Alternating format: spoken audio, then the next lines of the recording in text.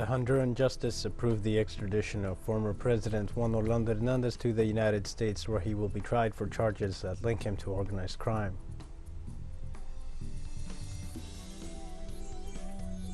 Russian authorities accused members of right-wing militias and the Ukrainian army for the shelling of a theater in the town of Mariupol. In Japan, authorities confirmed 4 people dead and 194 injured after a 7.4 magnitude earthquake struck off the northeastern coast of Fukushima Prefecture.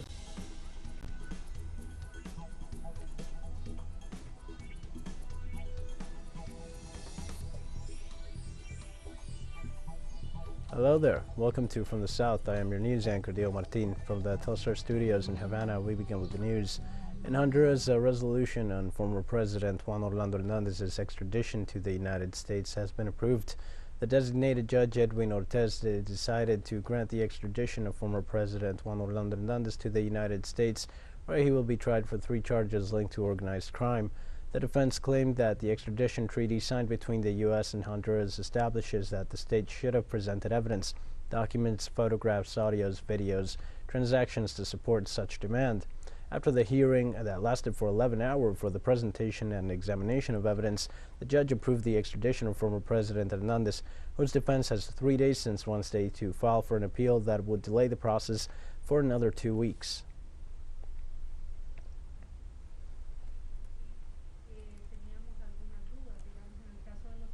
And Peruvian President Pedro Castillo visited the northern town of Retamas, recently affected by a landslide in Peru. The natural disaster buried dozens of homes and trapped at least 15 people. The president invited residents to register in the municipal census so as to leave the risky area and relocate elsewhere. The Retamas Commissioner, Lieutenant Carlos Alberto Valderrama, indicated that police and firefighters are working to remove debris to locate the missing persons. Retamas was hit by another landslide in 2009, which killed at least 13 people, including 1 child.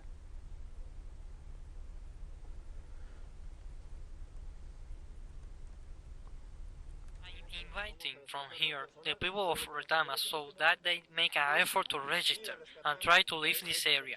It is a very risky area where there are many landslides. They are living on the river. I understand who, due to mining influence, have come here to seek better opportunities for their families. Let's move on now. Former Brazilian President Luiz Inácio Lula da Silva expressed fears about the possibility of an attack during the electoral campaign. The Petista leader, who will launch his candidacy for the presidency next April, stated that in spite of this concern, he is a person of great faith and believes that the Brazilian people will re-establish democracy. The ex-president assured that he will campaign in the streets to sell his proposals for the country and stressed that he will seek improvements for the Brazilian people. Last month, Lula moved to Sao Paulo at the request of his advisors and leaders of the Workers' Party to provide more protection.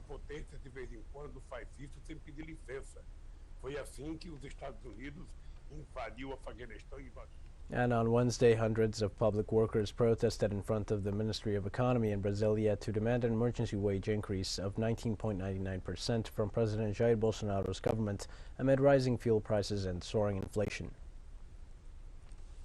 The quality of life of public servants has been affected by inflation, which has directly affected their eating habits, their ability to pay rent, the cost of public transport, both in terms of fares and fuel, which has increased a lot. Although the administrations that succeeded former President Dilma Rousseff practically defunded social housing projects, some of those projects managed to survive, turning former squatters into homeowners. Our correspondent Brian Meyer gives us more details. After the 2016 coup, the Brazilian government cut funding for social housing by over 90%. But some projects, which were approved during the Dilma Rousseff administration, were prepared so well that they've been unable to cancel them. In Caruaru, Pernambuco, one of the last projects authorized by Dilma Rousseff, a self-managed autonomous social movement construction project, nears completion. This land was abandoned, not performing any social function. We negotiated and didn't get anywhere, so we got 100 people together, occupied the land, and camped on it for 2 years in plastic tarps and plywood sharks. After years of squatting on this government land, the social movements pressured the federal government to allocate funding for building 139 apartments, with ownership prioritized for women. In exchange for maintaining the land clean and doing some of the construction work themselves, ownership is passed over after 10 years of subsidized installments of around 100 reais per month. It was mainly women who occupied this land, and from then forwards, we women have been the protagonists, working collectively, organizing the meetings. We always do 99.7% of the work. The housing movements hope that Brazil's next president will restart the paralyzed national social housing program in a country that has a housing deficit of crime rates registered in the country. The protesters blocked some of the main streets in the capital, Port-au-Prince, in protest to demand the release of citizens kidnapped by organized criminal gangs in the Caribbean nation. The strike, which has been going on since March 14th, is reported by the Haitian Medical Association that has caused a shutdown of hospitals, clinics, and health centers affiliated to that group, both public and private. According to a report released last February by the United Nations Security Council, kidnappings in Haiti have increased 180% in the past year, with 655 cases reported to the police. The number of cases is estimated to be higher, as many of them go unreported.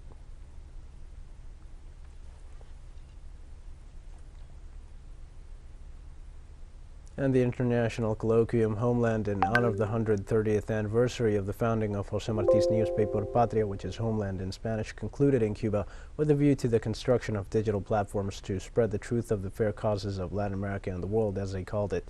The cultural center Casa de las Americas was the venue chosen for the closing day of this event that brought together influencers from Argentina, Chile, Brazil, Lebanon, the United States, among other countries.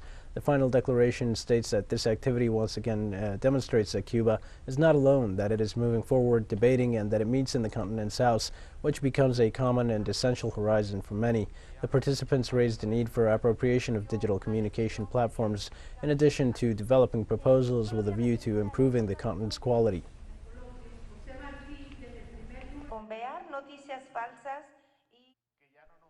Then criticism is no longer enough. It is no longer enough to diagnose and understand that the world is ruined, and the networks don't belong to us. We need our own theoretical process, our own heroic creation of a new way of seeing and understanding ourselves in this complex world, which is no longer the world, not the world of the 70s. The networks have to be a real reflection of popular mobilization. If there are no people in the streets, if there are no people doing their own politics, there is nothing to talk about in networks. And sometimes we want to do in the other way around, that the networks determine the political struggle of the people. I believe that experience has already shown that if there has not been a popular mobilization in Venezuela in the worst times of the guarimbas, in the worst time of the sanctions and blockades, it would not have been possible to defeat the whole imaginary than the US narrative which sought to assassinate the people, an act of genocide against the people of Venezuela. We're going to take a short break now. Please join us again after this.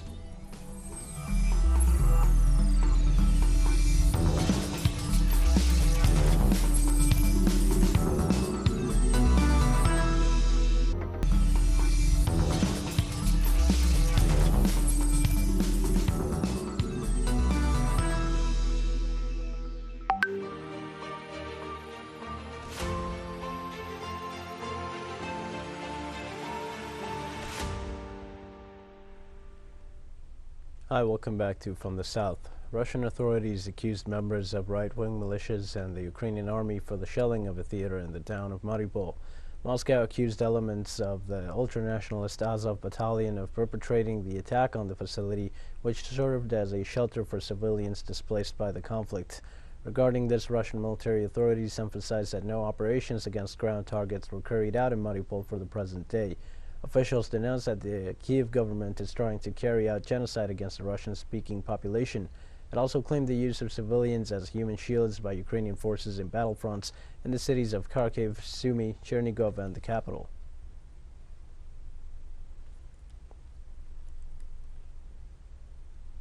On Wednesday, the Russian Defense Ministry claimed that the Ukrainian Secret Service is planning a provocation by using chemical weapons against civilians. Major General Igor Konashenkov, the Defense Ministry spokesman, said they had information about a provocation using chemical weapons on civilian population prepared by the Ukrainian Secret Service in conjunction with Western countries with the aim of blaming Russia. He stressed that the Russian army involved in the military operation does not possess any chemical weapons.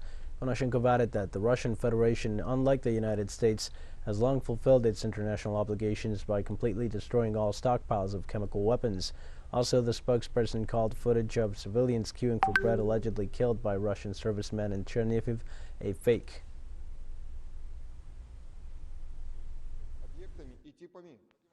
We would like to draw attention to the fact that simultaneously with Ukrainian internet resources, this fake was published on the official pages of the US Embassy in Ukraine on social networks, without any verification and obtaining evidence. At the same time, the embassy itself, as you know, has long been located not even in Kiev, but in Lviv, and it totally ignores how Russian military personnel deliver and distribute hundreds of tons of humanitarian aid to residents of the Chernihiv region in settlements liberated from nationalists. On the very Wednesday, the United Nations Food and Agriculture Organization informed the global supply gap resulting from the conflict in Ukraine could push up international food and feed prices by 8 to 22% above their already elevated levels. Speaking to journalists, Maximo Torero, chief economist at the FAO, noted that prior to the crisis, the agency's food price index had reached a new historical record. Russia and Ukraine are among the most important producers of agricultural commodities in the world. Both countries are net exporters of agricultural products, and they both play leading supply roles in global markets of foodstuffs. According to Torero, nearly 50 countries are dependent on Russian and Ukrainian food for at least 30% of the wheat import needs. Of this, 36 countries have over 50% of their wheat imports coming from these two countries.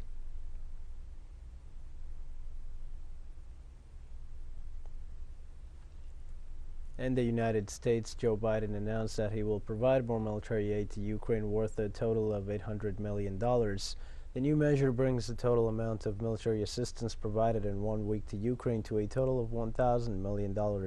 This new package alone will provide unprecedented assistance to Ukraine. Joe Biden detailed that the new aid package includes 800 anti-aircraft systems, 9,000 anti-armor systems, 7,000 light weapons such as machine guns and grenade launchers, 20 million rounds of ammunition, as well as drones. The U.S. president commented that at the request of President Volodymyr Zelensky, they will assist Ukraine in acquiring additional long-range arsenal. 800 anti-aircraft systems. It includes 800 anti-aircraft systems to make sure the Ukrainian military can continue to stop the planes and helicopters that have been attacking their people and to defend their Ukrainian airspace. And at the request of President Zelensky, we have identified and are helping Ukraine acquire additional longer-range anti-aircraft systems and the munitions for those systems. And Ukrainian President Volodymyr Zelensky delivered a speech via video conference on Wednesday to members of the United States Congress in the context of the tensions between Kiev and Moscow. Zelensky asked the West to increase sanctions on some Russian leaders, and he also pleaded for help specifically for Ukrainian airspace to be declared a humanitarian no-fly zone. He called on the U.S. president to be a warrantor of peace, saying that it is a responsibility inherent to his office. This is the second time the Ukrainian president addresses the United States Congress, just a few days after that same Congress approved a $13 billion aid package for Ukraine.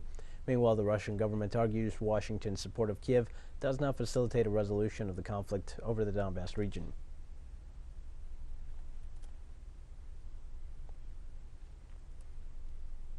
On Wednesday, Asian Americans from the Atlanta area held a rally to speak out against racism, misogyny, and gun violence on the anniversary of shootings that left 8 people dead in that city.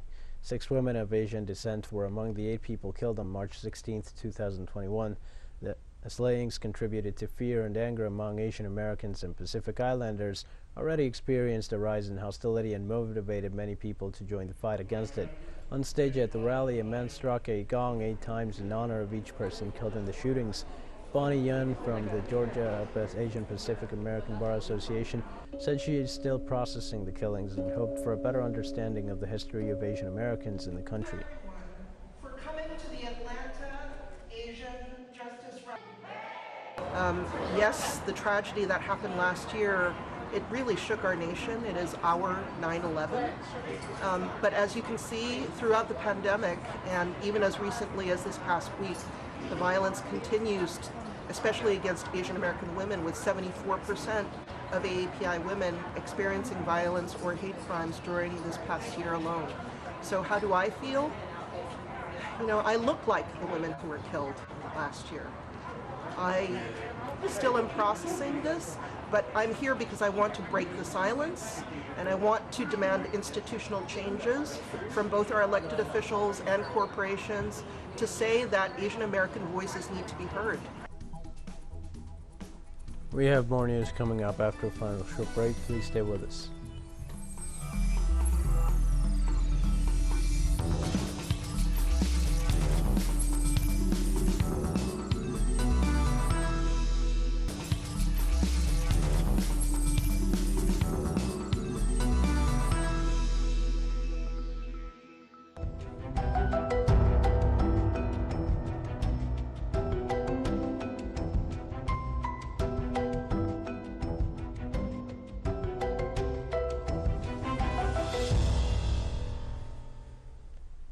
Hi and welcome back. In Japan, authorities confirmed 4 people died and 194 resulted injured after a 7.4 magnitude earthquake struck off the northeastern coast of the Fukushima prefecture.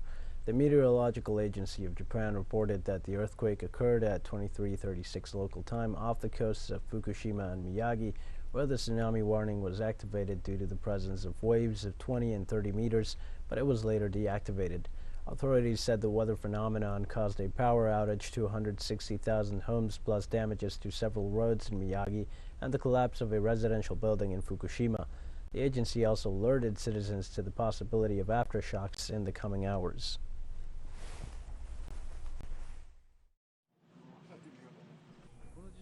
Along with this earthquake, a tsunami warning was announced on the coast of Miyagi Prefecture and Fukushima, but it has already been lifted. Regarding the damage to the nuclear facilities, it has been reported that the Fukushima Daiichi nuclear power plant, the Fukushima Daini nuclear power plant, and Onogawa nuclear power plant have no air abnormalities in the plant data at this time. Regarding human damage, we have received reports of 4 dead and 170 injured, and the relationship with the disaster is currently being investigated. Somalia suffers for the 3rd time in 10 years a period of drought and its consequences that affect the most vulnerable population. The lack of water has a direct impact on the daily dynamics of the population, especially those living in rural areas farther away from the city, forcing them to leave their homes and to travel to the capital.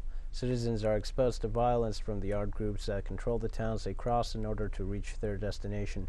While humanitarian organizations estimate that over 1 million children could suffer from malnutrition due to the drought.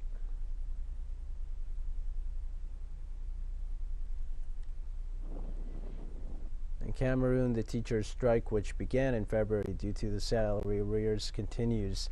High school teachers' unions, the driving force behind the strike initiative, are demanding that the government of President Paul Biya pay the huge arrears in salaries, bonuses, and allocations that sum up to about 276 million euros. The teachers are refusing to work, claiming that this debt dates back at least 10 years and they see no willingness from the authorities to meet their commitments. Government-led negotiations over the past few weeks have failed to reach an agreement, threatening the continuity of education for hundreds of thousands of children across the Central African nation.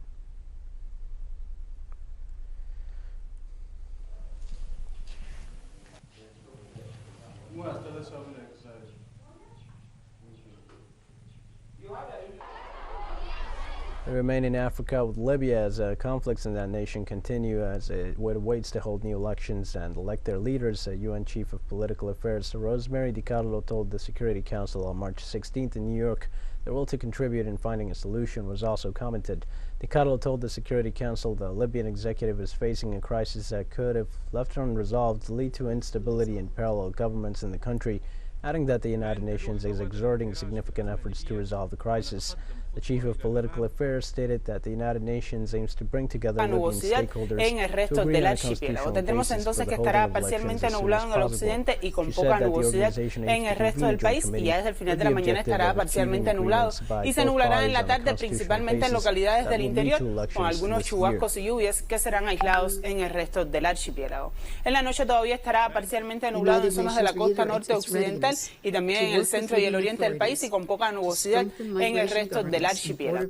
Los valores de temperaturas máximas durante la tarde de hoy se mantienen elevados, valores entre 31 y 34 grados Celsius, aunque pueden llegar hasta 35 grados en la provincia de Granma. La noche también cálida, con valores de temperatura ambiente alrededor de 22 y 25 grados Celsius hasta 26 grados en Santiago de Cuba. Los vientos serán variables débiles con brisas costeras durante la tarde y en el mar tendremos oleaje en ambas costas orientales, poco oleaje en el sur occidental y mar tranquila en el resto de las costas. Así que en resumen para hoy tendremos calor y algunos chubascos y lluvias en el occidente del país. Esto es todo en cuanto al tiempo. Que tengan todos una excelente jornada y hasta la próxima. On Wednesday, the World Health Organization's chief Y en la tarde de este miércoles, el primer secretario del Comité Central y presidente de la República, Miguel Díaz-Canel Bermúdez, recibió a Citlali Hernandez Mora, secretaria general del Movimiento de Regeneración Nacional Morena, quien realiza una visita de trabajo a Cuba invitada por nuestro partido. En amistoso diálogo, ambos dirigentes intercambiaron sobre la actual situación internacional, así como de la realidad latinoamericana y de ambas naciones hermanas. El compañero Díaz-Canel resaltó la importancia de la próxima visita a la isla del presidente de México, Andrés Manuel López Obrador, y agradeció las expresiones de solidaridad con nuestro pueblo. Por su parte, Citlali destacó los resultados de la labor de los profesionales de la salud y científicos cubanos en el enfrentamiento a la pandemia de la COVID-19, el esfuerzo de Cuba en la solución de los problemas de su pueblo y el desarrollo económico y social del país a pesar del bloqueo impuesto por el gobierno de los Estados Unidos. Participaron además por Morena los diputados federales Jorge Toledo y Otoniel García, la encargada de Asuntos Internacionales Verónica García y Carlos Piacini, coordinador